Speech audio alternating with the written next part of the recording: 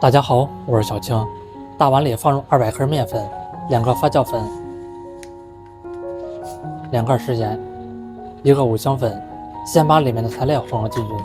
我每天都会分享一道家常美食食谱，感謝您點個讚及訂閱支持一下，非常感謝。再倒入200克溫水，繼續來攪拌。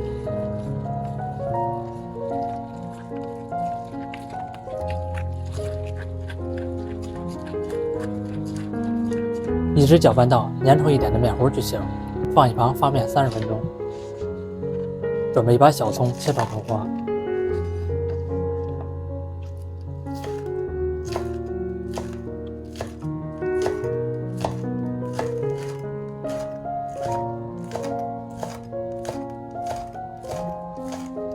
麵已經發好了，把小蔥放入進去，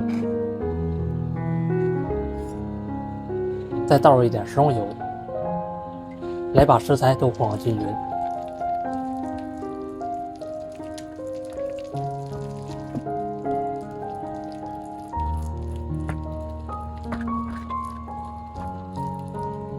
準備一個平底鍋，配1能食用油，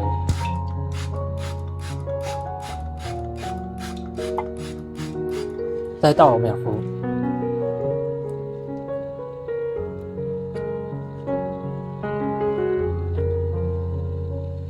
整理平整就行。再撒一層芝麻更好吃。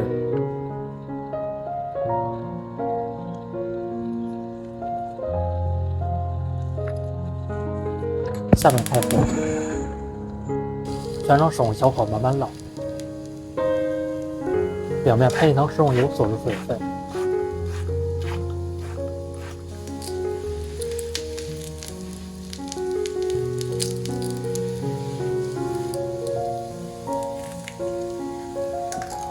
一面烙到金黃，再翻一個面。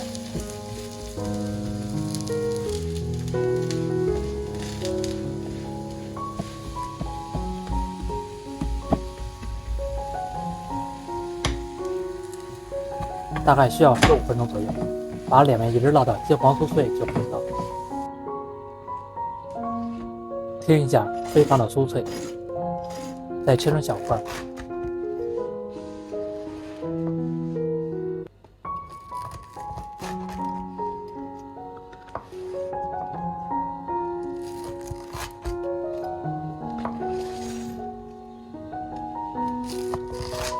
這麼一道蔥香餅就做好了。